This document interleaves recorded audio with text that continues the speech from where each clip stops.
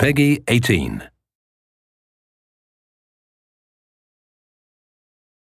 Being open in our development means giving journalists unprecedented access to our development and the team. It was this approach that led to a very special opportunity.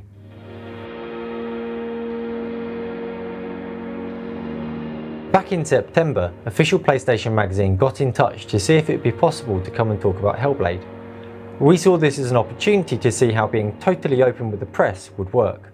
So it was at Gamescom this year when I realised that we had to feature Hellbalde in official PlayStation magazine. This was a chance to see a title right at the beginning and to tell a story for our readers about how a game comes together from a blank page. I introduced Matt to the team and let him talk to anyone and see anything that we've been developing. Nothing was out of bounds.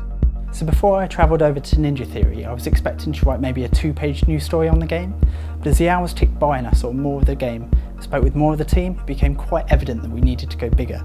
That by the time I walked out of those doors, I knew it was going to be a feature and quite possibly our subscriber cover game as well. Being the featured game on a magazine cover is a very special achievement, not just because your game will jump out at each and every reader, but also because it shows real faith in your game from the editor. It's really quite rare that you get an all-access pass to a game this early on. I had pages and pages of notes. I had about 4 hours of interview content. It became very clear that the only way that we could handle this for the magazine is to not impose any restrictions on what we were going to write. We had to just write what we had, tell the story, and then worry about how it was going to fit into the magazine afterwards. So after 2 solid days of writing, we ended up with a 12-page feature. Now at this point, we already knew that we wanted it to be a subscriber cover, but we thought what would make it extra special is if we approached Ninja Theory to design us some bespoke artwork that only our subs would get. It was great to hear the news from Matt, and we started work on the cover art straight away. When we were looking for ideas for the cover art, we were looking at what made Sanoa such an iconic character. We were looking at how striking she was, the face paint, her hair. We tried to get the hair kind of to frame the image, and obviously the use of the sword.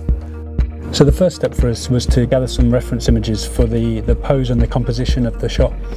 The sketch they provided us was a good start, but we felt that we could explore it further. It was really a case of now which kind of personality of Senua and which tone do we want to sell within the cover. Something that feels kind of evocative but deadly in the composition, but also the fact that the back is to the viewer, so it's a bit more mysterious. There were many strong options to choose from, and we chose the one that captured her nature the best. It showed her as being wild and aggressive, whilst maintaining her insular nature. Ever since our 100th issue, we've been making different covers just for our subscribers. But what makes this issue even more special is that it's the first time we've had artwork created specifically and exclusively for those subs. With the composition decided upon, it was up to Stu to match the pose of the mock-up in Maya. So armed with the kind of mock-up reference image in the 3D scene, we were able to set up a camera that kind of had the composition of the cover, and then it was a case of basically adjusting Senua's posture until we felt comfortable that the pose was good and it was giving us everything that we wanted. And so the next phase is getting that into the game engine and doing some renders that are fully lit and look amazing. With the right pose, the next step was for Mark to paint over the render for the final piece.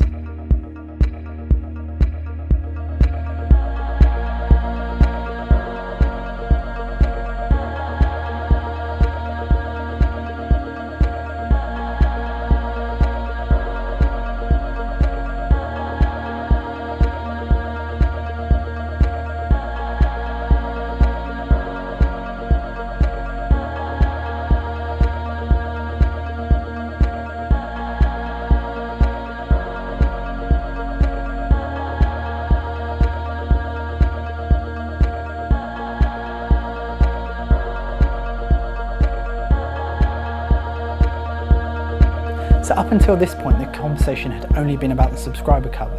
We actually had something else lined up for our main cover, but just to satisfy my curiosity, I asked our art editor to drop the key art for Hellbalde onto the wallet, and the moment that he did that, I think we all looked at each other and realised that this had to be the way forward. Hellbalde was not just going to be our subs cover, but our main cover as well.